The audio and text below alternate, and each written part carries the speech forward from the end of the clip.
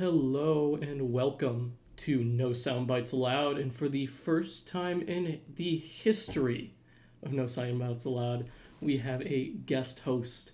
Michael was foolish enough to let me host today's episode, and today we are joined by a very, very special guest on our 999th episode, introducing the one, the only, Michael Vass, Dragon of the Southern Tier. Hey, Guest starring on the No Soundbites Allowed. How are you, Michael? I'm doing well. How is everybody? Can't complain. And we decided to do this because you have your 1000th episode coming up. Is that correct? That is correct. And by the way, you should tell people, who are you? I'm John, the former intern for Michael Vass. I am former president of the College Republicans, and now I don't really know what I do now. I consult on campaigns, and I help Mike out whenever he needs to. I started out from the bottom, and now I've taken over Mike's show. So Absolutely. I want to double check. John's not familiar with the system, and I'm always familiar with it. It's showing that on the bottom it's showing record, and then it's showing a record. It says stop recording. No. Is it timer going? Where would that be? Nope. Yes, it is. It is recording. Yeah. Yep. Then it's going live. Yep. We're live. Oh yeah. We're live on the air, and silly little things that I worry about. Right. I've never handed the show over to anybody before, so and I'm trying to find it online as well. Especially the former intern, but we decided to do it like this because I had the idea of I want to go back into Michael's past, look at some of his greatest moments, some of his lows, and everything in between, so maybe the audience can get to know you better.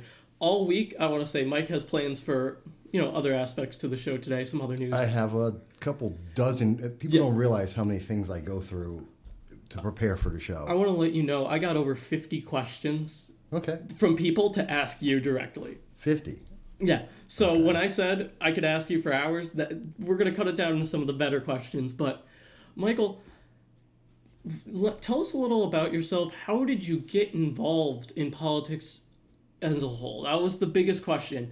How did you get involved in the first place, right? Like, you've been doing this now for over 20 years, right? Just about. Yeah. Yeah. God, how did I get into this? I already stumped him. No, it's probably not as glamorous as people tend to think it is. I'm used to having my screens, so it's like weird for me.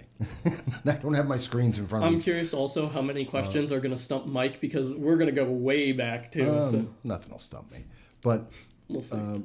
What I did, actually, the process to get to what I do now with politics, running for office, everything that I've done, it actually started pretty simple and in totally different direction. I was a stockbroker, and when I got out of being a stockbroker, this is in 2002, I started an investor relations company with a friend of mine. And in 2006, we were doing a lot of online component for a lot of our customers. And I heard about this thing called blogs, web blogs. No one really knew what that was. So I started investigating that, and we started off with a couple of very simple sites, which were basically a test. And in fact, my main site, mvas.com, is the original test site for that company, where we were just saying, hey, let me see how this works, learn the technology. And from there we grew into over 150 different blogs that I was maintaining, build, maintain, and add content to every day. I do about 10, 20 different pieces for each of the 150 blogs every day, which is a lot. Learn to write fast. And then from there, I left that company. Well, I came up here into upstate New York, into the Southern Tier region to help the business grow. It was a lot cheaper. And then I went and was covering a lot of the local events more and more. And as it so happened, there was the thing that really blossomed, because I was on and off with entertainment, more from a political standpoint than it was more entertainment. And like the NBA, whether or not the NBA players should be wearing suits or not. Kind of the idea of the content. Mm-hmm. And that was, God, That was a long time ago. But then the thing that really, and I was getting more and more political as we went, because that's a natural connection to economics. Mm-hmm. And then it was, I think, it was the ACA shooting, which is actually 9 blocks away from me. And I started covering that live, or as close to live as I could at the time, and went out and spoke with the mayor at the time. And who was the mayor at the time? Mayor Matt Ryan. Okay. And several other politicians and several members of the police force, and doing some investigation on that. And the studio's not soundproof, folks. Mm-hmm. And then from there, I just started really focusing on the local politics. And I was recognized by all of the parties. Actually, the Democratic Party was probably more fair to me in terms of giving me interviews than the Republican Party, believe it or not. And I'm a Republican. Yeah. And from there, everything grew from that. Now, you said you're a Republican. Mm-hmm. Another big question I got asked, and this was more than once. I got asked by like 5 or 6 people, how did you become a Republican? Because by all means, the Democratic Party would say you shouldn't be a Republican.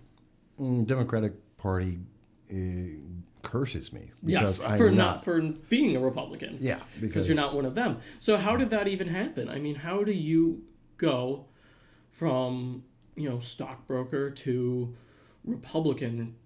Were you always Republican? What's going on with that, Mike? No, I actually wasn't. Actually, I was, when I first started off, early in my life, I grew up in a Democratic family, like a lot of people. You get the politics of your family. And most people don't pay attention to politics early on in life when I'm younger, and I didn't either, But when I got into the Marine Corps, which was 18, as I was getting out of high school, went into the Marine Corps, and a lot of people in the military are very conservative leaning. Being Hispanic as well as black, leaning more conservative. A lot of the views within the black community, within the Latino community, are naturally more conservative, more religion, more family-oriented. That's not something that we've seen in the Democratic Party. They've been moving away from that. Mm-hmm. Meanwhile, that's the core of those values. But yet we were still considered Republicans for some reason. Democrats for some reason. Mm-hmm. And went to college, very liberal, Rutgers University, so liberal that they're now getting rid of English, and they're accepting Ebonics, which is just absolutely mind-numbing to me, and makes me want to rescind and never mention the fact that I went to Rutgers, because it's so stupid. The English department should be ashamed of themselves. Yeah, I'm mixing in some current politics in this. Yes. But so as I went through my life, and then I went overseas to Moscow, and I tell you, if there's anything that puts into clear perspective what are your political values, what are your core values of your life, well, probably the easiest thing to find out is live in a socialist nation. And you can't get too much more socialist than the former Soviet Union. I was in Moscow, lived there for a year and a half. I watched the coup attempt. I watched the civil war start in Soviet Georgia. And I tell you, if you want to see something that's going to make you say, I appreciate and love America for all the faults that we have, because of the freedoms that we have and the quality of life that we have, that everyone in the world is jealous of, do that. And I ask this often of a lot of people, who say, oh, I love socialism, I believe in socialism, all those guys. And I always love to ask them, have you ever lived in a socialist nation? I mean, not like a visit for a week, a guided tour because you're a special guest. Where they hide it off, yeah. Yeah, and they give you the highlights of it all. Mm-hmm. I mean, live day in, day out like a regular person there, speaking Russian, spending rubles and just living with everybody, although better because I was considered to be very rich in that country, which was a fun experience. But even so, living there every day, and I tell you what, you do that every day, I've never heard anyone who comes from a socialist nation and says, oh, no, I want America to be more like what I left. And there's a good reason for it. So, you want to see, why am I so conservative? Why am I such a Republican? Because I've seen the alternative, and the alternative doesn't work. They promise it does. They got a good slogan.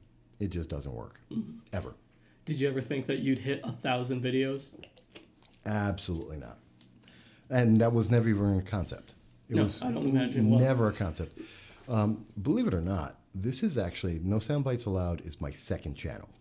I had a YouTube channel before this. Right. Somewhere between 2006 and 2010, I had a channel up, and it was a mix of political and entertainment content, because people were still figuring out this YouTube thing and trying to figure out. This was when YouTube had the star ratings for videos, right? Yeah. Yeah, this was when YouTube. It was really way old, back. really old, yes. And one content strike could wipe out your channel, and it did. It was a very different creature back then. Mm-hmm. And when I started that, and so I don't know, I had maybe 100, 200 videos up at that point. And YouTube, I got a content strike. I think it was one of the news organizations, CNN or someone like that, decided that they didn't like the amount of content I had on some story. I don't even remember what it was. And so YouTube wiped out the entire channel. All 200 videos gone in an instant. Didn't get to save anything, didn't get a warning, just strike, it's gone. And so then I started over. Yeah. And that's where No Soundbites Allowed came in. Eventually, yeah, that's what it evolved. I found my voice in the channel and what I like to do, and it just kept growing and doing it as much as I possibly can. Absolutely. And another question we had, and this kind of ties into it. I mean, you didn't think you'd go to 1,000 episodes of No Soundbites Allowed. You thought of this probably as a hobby at first, or side gig, little fun thing to do. Yeah, just a little thing to do on the side, right? Was there a moment or an interview that you kind of clicked with you, like, this is real, this is it? Was there a first interview that you can think of, like, being like, oh my God, this is real for me? Or has it always just been like, I could always get interviews? Told you I'd stump him. No, it's not stump. I never took it as, oh my God, this is going to be my career. Or this is going to be something that's going to catapult me into all the search engines in the world or anything like that. That I was going to get hired by Fox News or Breitbart or Daily Caller or something like that. That was never, I've been doing it 10 years. Yeah.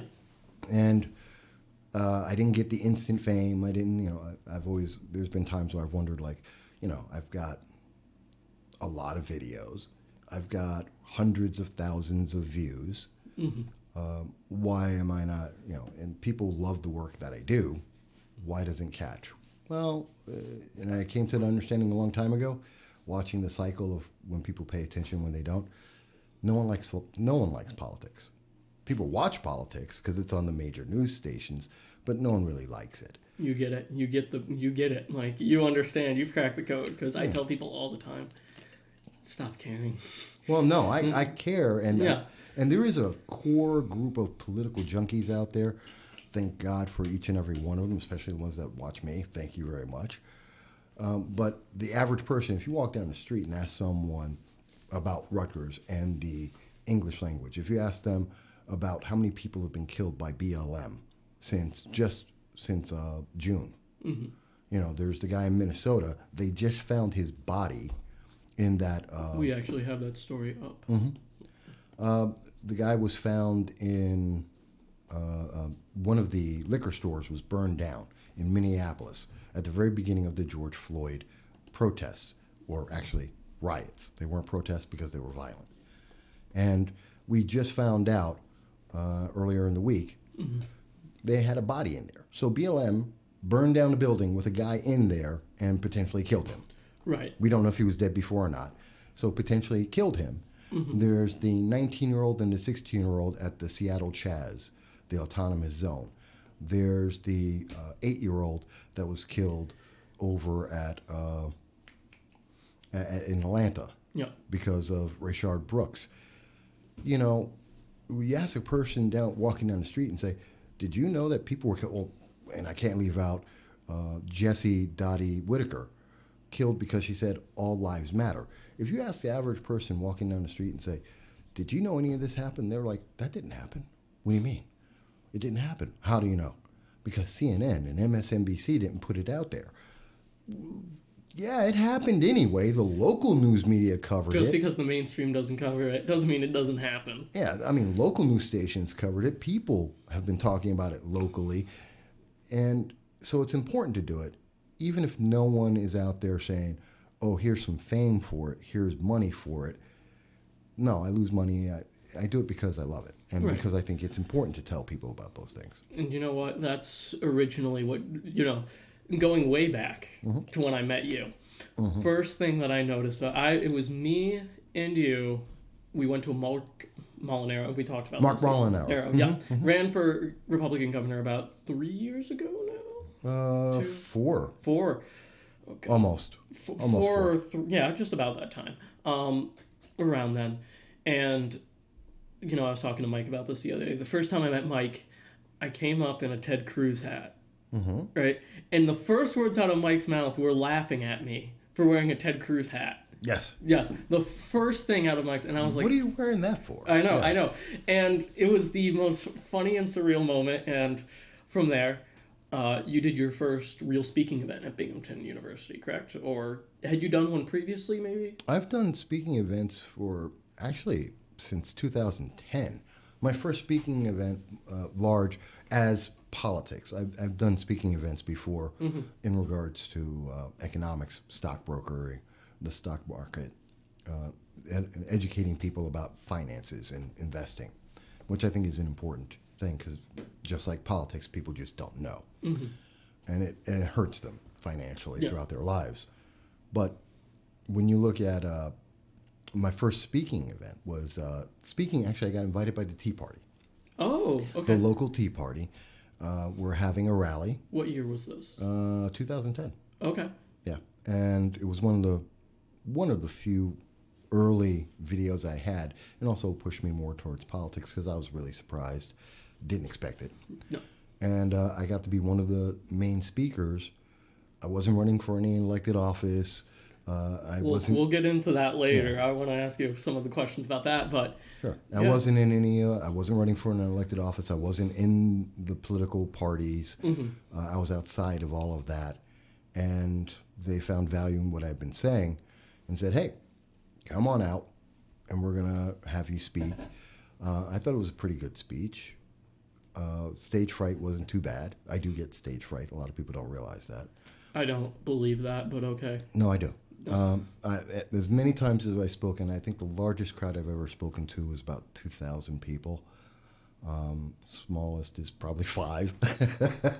But I remember the 5, yes. Yeah, regardless of the size, though, for me, it's always that first 30 seconds. It's a lot of stars have it. Barbra Streisand is one of the probably better known ones. It's that first 30 seconds for me of coming out and actually having to talk to that crowd and just, oh my God, it's going to go all bad. Something's going to screw up. I just don't know what I'm going to say, even though I know what I'm going to say, because I don't usually use script. I hate reading a speech. I'm not very good at that. I'm good at just talking. I've noticed that, yes. Yeah. Yes, and we invited you to Liberty Weekend, I remember. That was the first real connection I had with Mike. And Larry was there. Yep, Larry Sharp was there, and we got a couple speakers, and Mike was one of the headliners because I knew at the time I'd seen some of his videos. Not many. Now I have to see every single video Mike puts out now. It's part of the rules. Mike will text me literally like 10 minutes after it airs. Did you see this? I'm at work. I plan on watching it tonight, though. Yeah. So I see all of Mike's videos, though. Well, I like to make sure that I'm being consistent and good. Absolutely. But I remember asking you, I'm like, I want you to talk about the issue that isn't being discussed by anyone else in the news media, red flag laws. Oh, yeah. And I'm a major proponent of the Second Amendment, and I'm totally against the red flag laws. Exactly. It's I was actually a lot of people have heard Larry Sharp talk about how it's going to take away your kids, the red flag laws. And the person who actually told him about that was me. Because no one, I've talked to lawyers, I brought it up to some of the politicians who actually voted on it, a bunch of the assembly members. Who voted on it and voted for it, in fact. And I asked them about, why did you vote for this? I'm I'm like, here's the scenario that you will lose your kids because of the red flag laws. And they were like, well, yeah, it's true. I'm like, I know it's true. I've talked to 4 different attorneys in 3 different states about this, trying to figure it out. And I'm like, why'd you vote for that? And the answer I got was, well, I know it's flawed, but I think they're going to fix it. And the answer is they never fixed it, and people are losing their kids because of it. Yeah. You always seem to be ahead of the curve, at least for me when I first started meeting you and talking with you. And I remember you invited me on the show. Mm-hmm. Great show. And after that, I became your intern. Quick plug, mm-hmm. Michael does accept interns on Soundbites Allowed if you're in the area and looking for an internship. And you want to work. Yes, you have to work. Yes, and that is one of the best things that I can say about working with Mike. He teaches you to think about issues in such a different way and flips it on its head. It is the best. If you plan on going into politics and you plan on going to D.C., best advice is working with Michael Vass here if you're local. That's just a plug for me. And also, quick reminder to hit that subscribe button. Yeah. But thank you for that. And I do appreciate that. But yeah, I believe it and something a lot of people should know. Yes. I've never told anyone to write about anything, and I've never told anyone. That is correct. You let people come to their own conclusions about it, and you'll publish it. Democrats, Republicans, doesn't matter. It's that looking at things differently, which is just why the internship works so well, at least for me. And I was your intern for, 6 months? A little bit longer, yeah. 7 months? Mm-hmm. Right. I was writing for Mike, I was doing all this stuff, and I really got to go behind the scenes and get to know him good. And from there... Yeah, I'm not the nicest boss, I imagine. Well, no, honestly, you were the most real boss. You tore into my writing, thank God. You helped me become a better writer. You're not going to get that experience from anyone else, and you're not going to see politics the way that you do without it. And I think it's such an advantage to working with you. There were times that you stressed me out once in a while. I probably do that to a lot of people. Yes, yes, very much so. But, it was a great internship. I remember working for you, and I loved it every single day, going on the show, being an intern, learning, just hanging out, talking politics with Mike. Such a good experience. And I was then chapter president of the College Republicans. I'd taken it over that summer. And one of the things that I wanted to do was to get a panel together, and this was probably one of my favorite Mike moments. Mike did the Case Against Socialism panel. We promoted that. That was with Morgan Zeggers, George mm-hmm. Phillips, and you. Mm-hmm. And I remember, and this is why I don't believe you have stage fright. You walked into the room.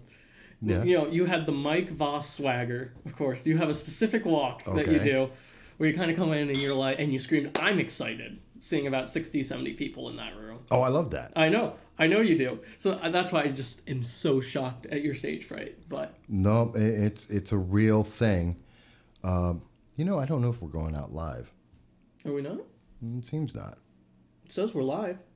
Okay. It could be Facebook and YouTube messing with me. They do that. Yeah, no, I'm seeing it live in the corner. Okay. A little ball with the...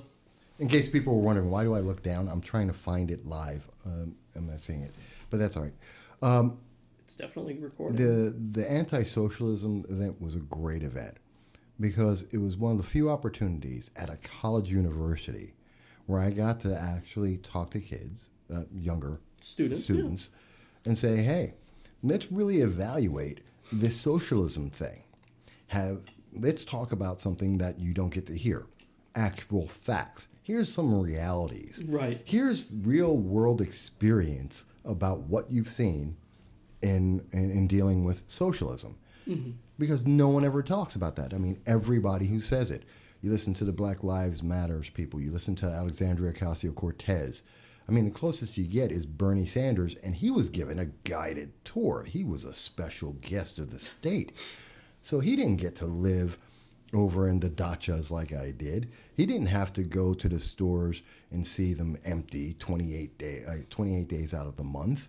He never had to deal with that. But I saw it. He didn't have to wait 3 hours in a 5-hour-long bread line to get bread, because if you didn't, you weren't getting bread.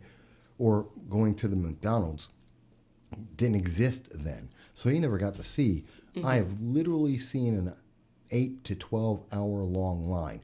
I mean a line that goes around blocks, not a block, blocks. We're talking New York City blocks, just to be able to walk into McDonald's. This is a family's entire vacation fund built up over a couple of years to walk into one McDonald's because it's the only one in the nation. And they spent 3 days on a train to get there, to wait on an 8-hour line, to get a Big Mac and fries, and then go back on a train 3 days back the other way to go back home, just so they could have that experience. You know what? There's a reality. Could you imagine waiting in an 8-hour line for anything in America? Yeah, I can't. I get mad at Disney World because I have to wait, and that's with the speed pass. So there you go. Yeah, exactly. And it kind of goes into one of the questions that people ask me about you.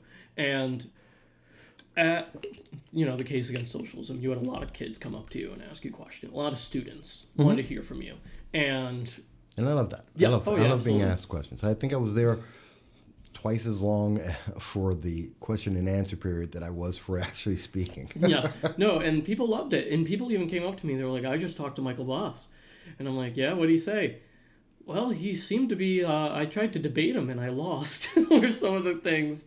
Or, I agreed with all his points except this one. And he's very much set in stone. He knows how to talk. I'm like, yeah, that's Mike. Well, very stubborn sometimes. That's not entirely true. I think a lot of people are surprised by this when they get a chance to speak to me. And whenever I do a speaking engagement, I always stay after. And I'm willing to stay. I've stayed at some of these things hours longer than my speech. Yes, I know. I drive you. I usually have to drive you home. Some of the others I've done too. But I do that in all of them. And the thing is, one of the things I think a lot of people find out once they actually talk to me, I'm not some kind of fire and brimstone kind of guy. I mean, people know me in the local region, whether I'm in a store or in a bar or a restaurant, and people will come up and say, hey, I want to ask you about this. Okay, fantastic. People know that I know a lot of these things. So they'll stop and they'll talk with me. And I have a very simple rule. If you're asking me about an issue, I will give you all the information I know so you can look it up for yourself. Mm-hmm. If you ask me my opinion about it, well, now I'm going to give you my opinion. Yeah. My opinion's a lot stronger. I'm very hard in the wording sometimes, but I'm also very fair. I'm never going to tell someone you're wrong just because you have a different view, and I'm not going to tell you that, you're evil because you have a different view.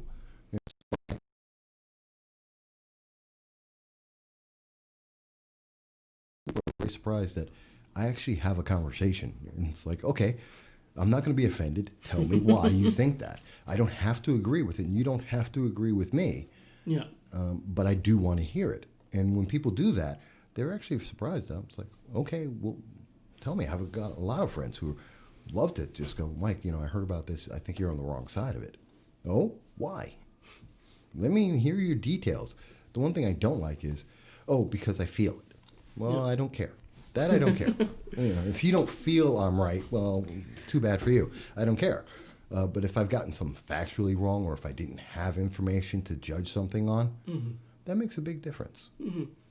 No. And the question I repeatedly got that I was going to get to was, what do you think was the greatest influence or the greatest person, whether it be a book, a person, a show, to developing your politics to what they are now?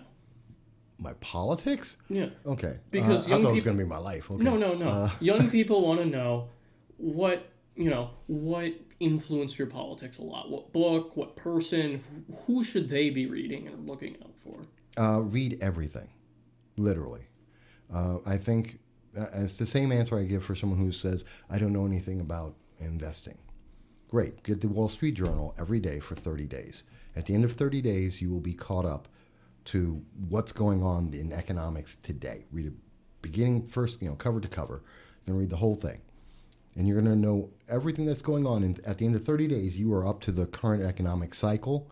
And you will have learned, have a dictionary or a thesaurus next to you. Mm-hmm. Any words you don't know, look it up.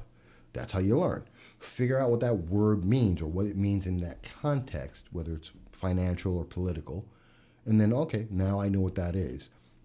And you'll be amazed. Once you understand the fundamentals of what's going on, what is it about, then you can go forward and start making intelligent decisions. Same thing in politics.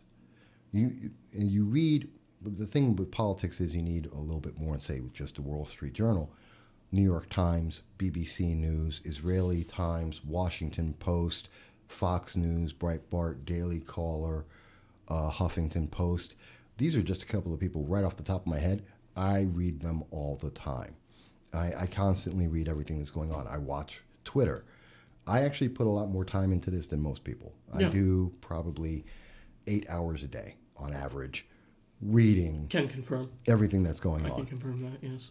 But in doing that, okay, I have a very good hold of all the sides.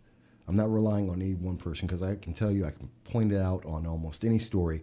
New York Times, Washington Post, Daily Caller, and Fox News will all cover the same story, and I will get 3 different sections of their quotes and get a different story altogether.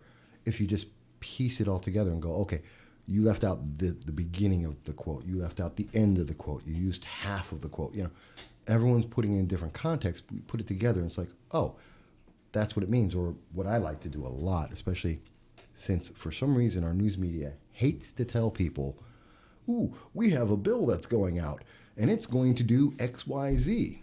Mm-hmm. Okay, what's the name of the bill? Oh, you don't need to know that. What the bill does is, well, no, that's your interpretation.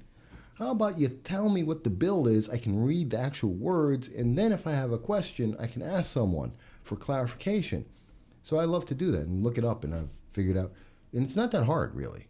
You just need to know where to look, and that's not hard to figure out. And say, okay, here's what the actual bill says. This is what it actually does. Not someone's take on what it could do, but what it says it is going to do. So those are, so when I say read everything, I mean learn for yourself from first-hand sources if possible, multiple news sources when it's not possible, to get a good understanding. But if you said, what about classical literature or anything like that? Sun Tzu, The Art of War, critical. Mm-hmm. The Book of Five Rings, critical. The Once and Future King by T.H. White. Massive. Very important. A lot of people overlook that. It's incredibly good book. It stuck with me. I first read that back when I went to City College of New York instead of high school. My last year of high school, I didn't go to high school. I went to college. And there was this program, an advanced program, whatever. Mm-hmm. And so I had an English professor who wanted us to learn a lot of stuff, like Achebe, Things Fall Apart, which I hate that book. But it was good to read. I hate it. But T.H. White, he introduced me to T.H. White and that book, and I thought was very, very instrumental. Also, I would probably go with Isaac Asimov's Robot series. The iRobot series? Yeah, which was bastardized by Will Smith. It was horrible. That was a really bad film. I can confirm Horrendous. I prefer Android's Dream of Electric Sheep, but... Philip K. Dick, yes. Great writer as well, and yes, that's also a very good book. Yes.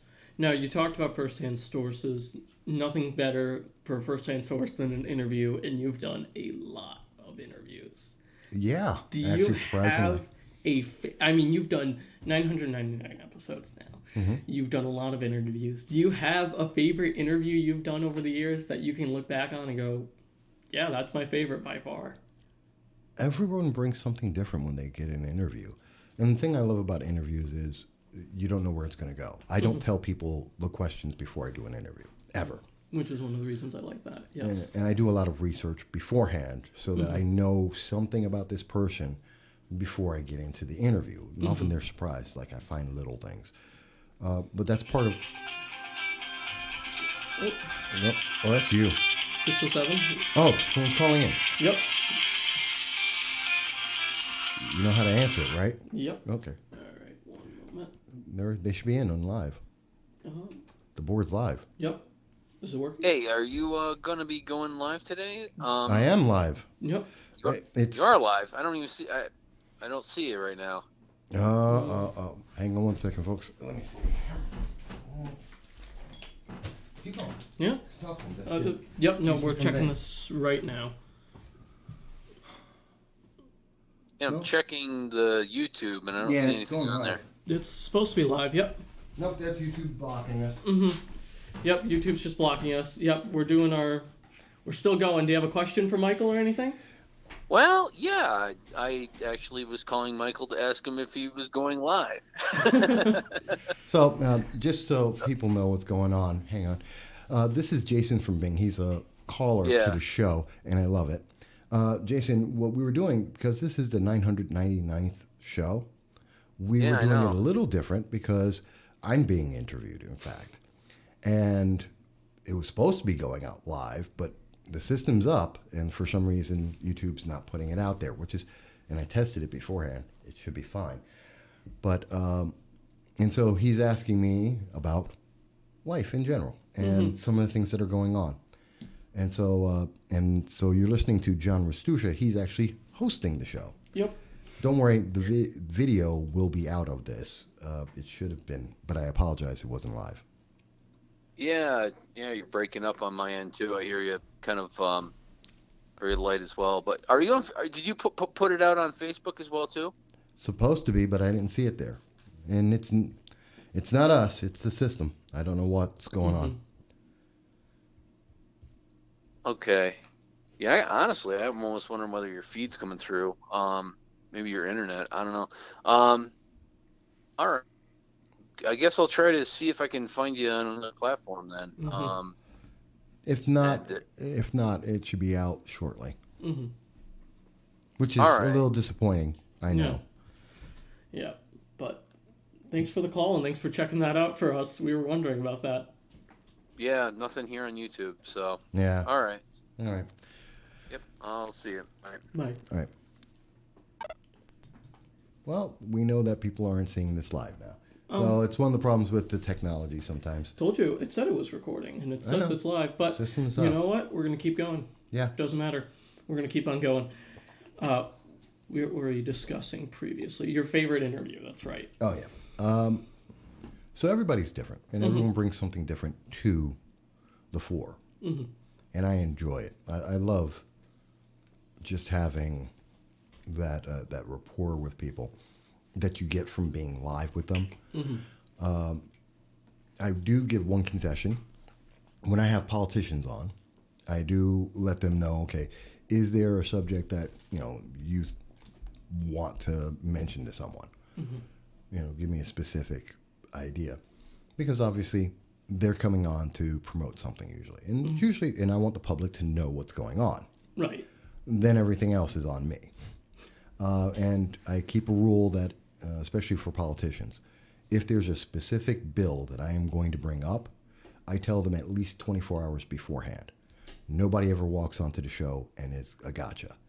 They know that something about bill number, whatever it is going to be brought up, and I'm going to be talking about it. They don't know what the question is. They just know, okay, you better be up on that bill because I'm going to bring up a question on it. With that said, the best interview I've had would probably be, surprisingly for most people, Dan Prokhorek. It's an interview I had. Dan's a local singer. He's an artist. Band. He has a couple of bands. And I've known him for many years. Dan's a unique guy. He's definitely not part of the political party system. Dan? You have. Yes. I know who you're talking about now, yes. And, on your 21st birthday, you met him. A couple days ago, yes. Yeah, and that was Dan. Yes. And we have conversations like that. And so we had an hour and a half with him, a regular person, just a regular, not political, not in any party. He's outside of that. If anything, I'd say he's probably libertarian. Great conversation, challenged a lot of the things I believe, challenged a lot of the things that were going on in the news. And it was really fun because he's just a regular person. I love talking to regular people. Jason and Bing, when he calls in, I love hearing regular people say, okay, here's a different take on that. Probably of the politicians I've had a chance to interview, and I missed doing one with President Trump. Although I did get cleared to cover him. I didn't get to interview him. The best would probably be Larry Sharp. That's I've had several meetings. I've had several. And you've been on his show too. Yeah, I've been on. He invited me to his show. He's been on my show. Every time we talk, there's at least an hour beforehand or afterwards that people don't get to see of us continuing the conversation. Right. We will speak. The very first time I met Larry, it was when he was running for governor, and he came in. He last minute took the booking, came on in, promised me that I'd have 20 minutes. That's about it. So 20 minutes to be with you. I was like, okay, cool. We'll make the most of it. 20-minute mark came up. I'm looking over at his people. I'm like, are we good? Can we keep going? They're like, yeah, keep going. Larry's like, no, we got time. We will make this. As it wound up, we did an hour and a half. And the only reason we stopped was because he had to be at another event and he had to fly. We were talking forever. I love talking with Larry because we're very similar in age. We're both Marines. We're both from the Bronx, actually very close to each other, where we both grew up and live in the Bronx. And I love being on the show. I look forward to being back on there again. We have some great conversations. I love talking to Larry. That's good. Yeah, I love watching whenever you have him on or you're on his show. It's And always he's a fun to watch. libertarian. Yeah. And he does, oh boy, does he comes at me for being a Republican every time. Which I love it. Now, you talked about, politicians. Mm-hmm. You yourself have ran for office in the past, and you're currently running. Why? So, for those who don't remember, maybe not, but you ran for Congress. Yes, I did. Yeah. Do you want to talk to, why did you even decide to run for Congress in the first place? When was that? That was 2016. Or No. it was 2014. It was 2014, yep. Yep. So I say it wasn't 2016. Spent a year running for Congress, which a lot of people thought was a very odd thing to do. Including me. Most people, you're not rich. You're not a member of someone's political family. You don't have a business making millions of dollars. Why are you running for office? And the answer is because of all those reasons. Those aren't reasons why anyone should be running for an elected office of any level. Yet we expect that out of people. You must be rich. No. Well, you must be politically connected. Actually, probably the opposite for a lot of my career. People get pissed off at me in all the parties on a regular basis because I stand by my principles. I stand by my ethics. And I don't care what the party line may say. I believe this is what I believe, and I'm not going to violate that. And in 2013, looking at Richard Hanna and looking at his career, having covered him to a certain extent in 2012, when he was facing a couple of challengers, seeing what he had changed from in 2010 to that point, he's not a Republican. Now, sadly, Richard Hanna has passed away. And I do give my condolences to his family. Richard and I had differences politically, but he was a father, a good father to everything I know of, a pleasant man when I spoke with him in person. And he wasn't the worst politician we've ever had elected, but he wasn't a Republican. Yep. I said that live. I said that to his face. I will say it here. Though I do respect that he did the work he did. And so I challenged him. And I spent a year. And at first, everyone thought it was a big joke. And at the end of it, they were terrified that I was going to break through on the mainstream and suddenly get $50,000 and win it. Because he was a weak candidate. And as we saw at the end of his career, he was somewhat disgraced. And he bowed out. And Claudia Tenney in 2014, I stepped out of the race because she was a better candidate. She had more backing, she had more money, she was better known, had 80-90% of the same values as I did on all the critical issues. And so I backed her because she was the better candidate and was promoting the issues I was promoting. And she got within 2,000 votes. In the space of 2 months of a race, she got within 2,000 votes. Don't you know, 2016, she came out and won. Yeah. So I think it was a very successful run. Mm-hmm. Now I'm running for... I was about to bring that up. Well, you're running for legislature now. Yeah, the Yep. Broome County Legislature District 13. Do you want to talk about why you decided to run for that race? Yeah, a couple of things. One, term limits. My opponent, a gentleman named Bob Wessler. By the way, I know Bob Wessler. In fact, I know pretty much every politician in over 8 counties of New York and in D.C. in both parties. So I've known Bob for a couple of years, ran into him more than know him. And always pleasant with me. No real issues. But I was noticing that in the last election, he had no opponent. Mm-hmm. I'm looking this year, and I was like, wait a minute, why is he having no opponent? Is he that good? Because I couldn't think of anything that he had done. And I follow everybody, especially locally. I follow everybody. Yeah. And I've seen him at events, but I've never actually heard him say anything. I started looking into it. He's done nothing. Now, he's been in city council, he's been in the legislature, but he hasn't actually done anything. He doesn't talk to constituents. I've never once seen him in my neighborhood talking to me or any of my neighbors. Mm-hmm. I don't agree with that. I think anyone should be challenged. No one should go unopposed, but more importantly, there should be a reason for it. And the reason, besides the fact that he's been in too long and is not effective, I mean, that's a big thing. I'm angry with Anthony Brindisi, who I also know for many years. Actually, know Anthony better. But Anthony is ineffective. Mm-hmm. I can't stand that. I don't care what party you're in. It was one of the things I had against Richard. He wasn't being effective. That's why he had to go. I agree with that with Bob Wessler.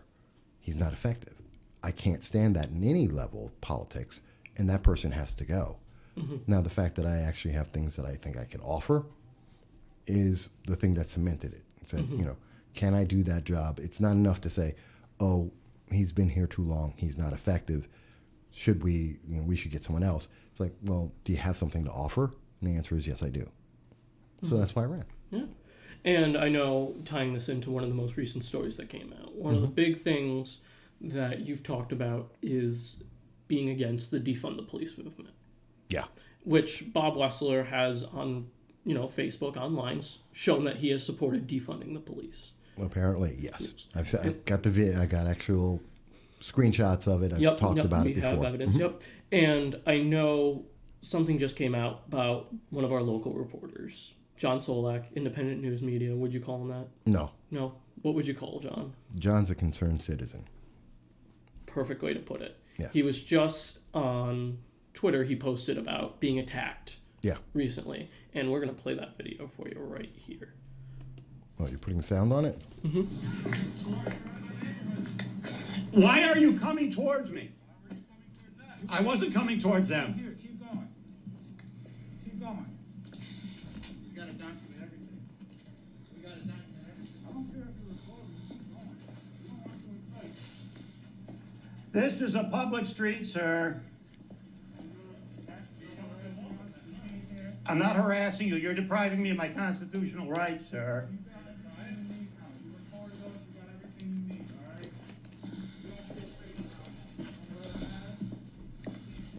Why are you following me then if you don't feel safe? Huh? Do you know my medical history? I'm a heart patient, if you want to know.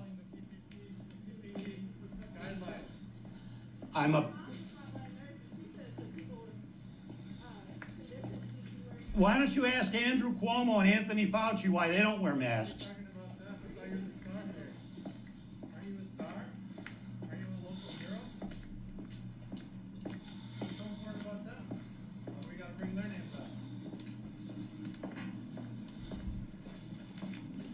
And the video goes on for another minute.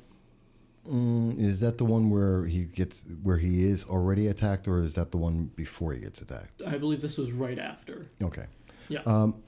So to put it in context, because I've seen that clip before, and I also saw the one before it.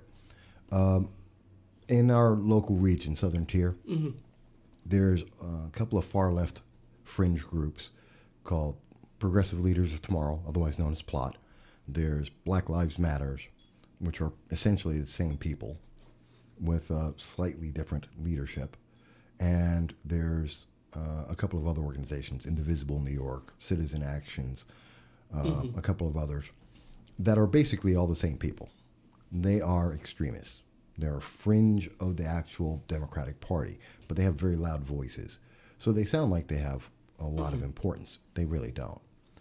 They're led by one of the people leading them is a gentleman by the name of Messiah Andrews. He allegedly, and actually I just saw him admit on Facebook, and I have a screenshot of it, if he wants to bring this up, where he admits he goes by an alias of Roderick Douglas.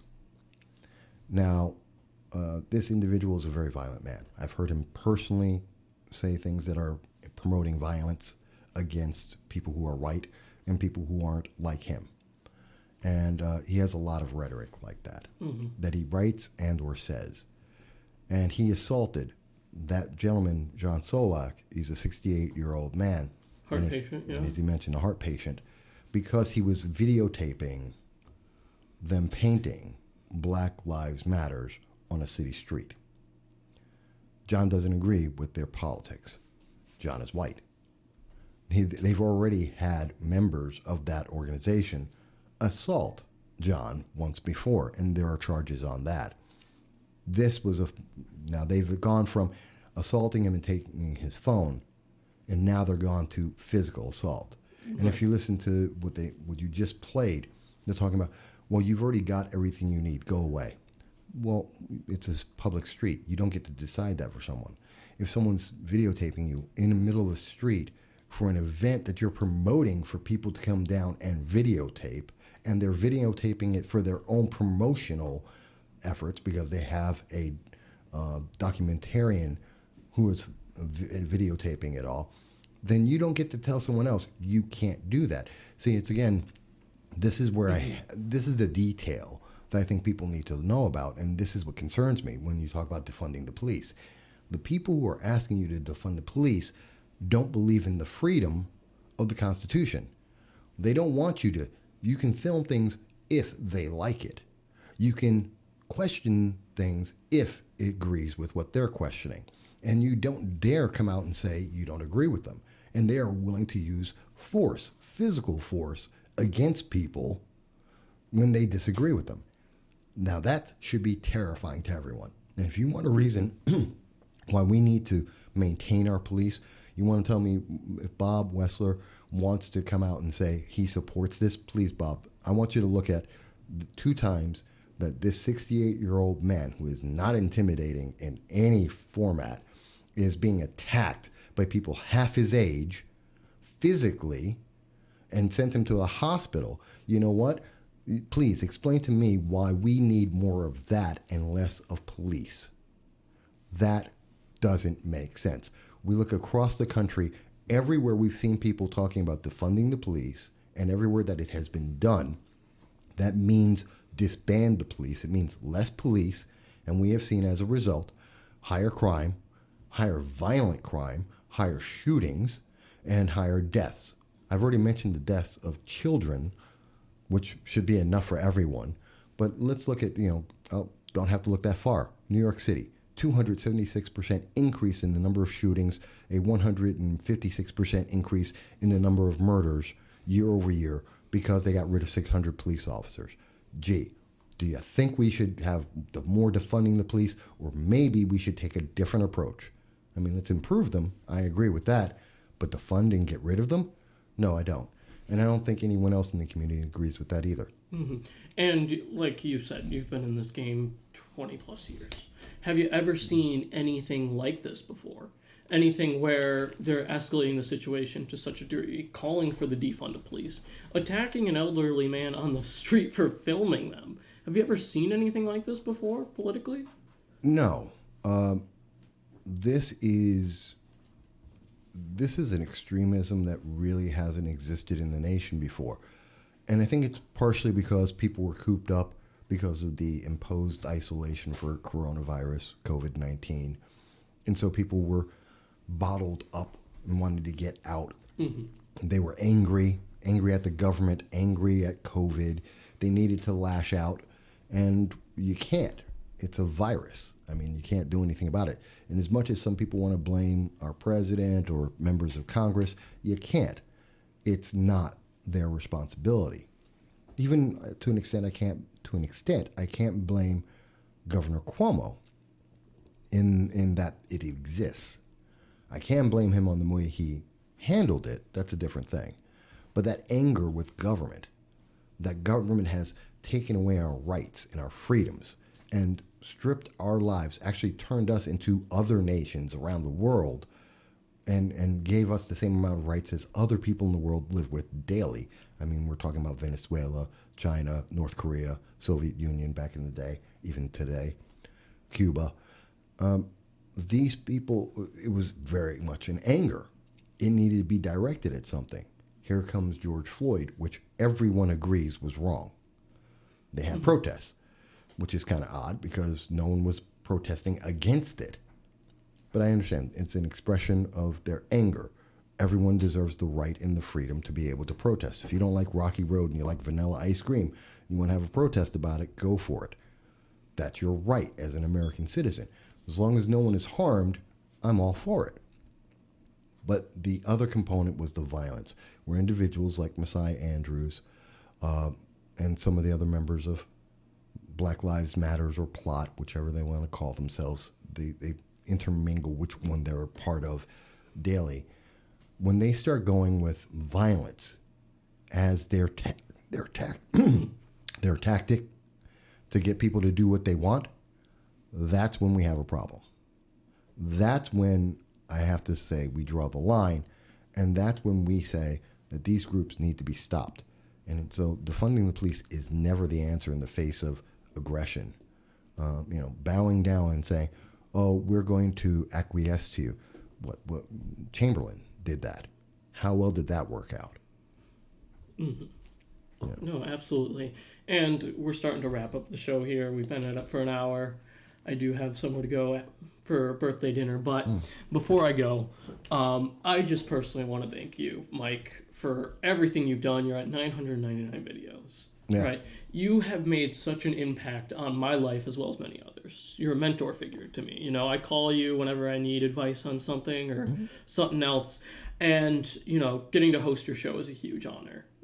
To see one time to change of the host one time. It's a huge honor, and I just want to congratulate you personally on 999 episodes. And trying to think back, I've had so many good moments with you, Mike, over the last 3 or 4 years. I'm trying to think. I can't even think of a favorite moment.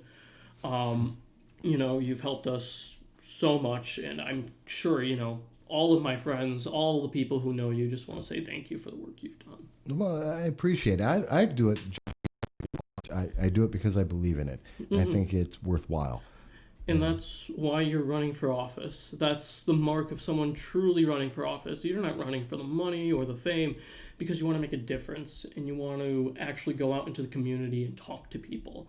And some politicians who are in office, like you said, Anthony Brandinski, Jason Garner, Bob Wessler, they don't want to say anything. They don't want to do anything, and they don't want to mix with people, and you're just so much different than that, which is why I love the show. And with that, I think it's was there any other big, you got me wondering, because you're like, I got 50 questions. I asked quite a few questions. Yeah, was there anything big that we left out? Like something that people were wondering about?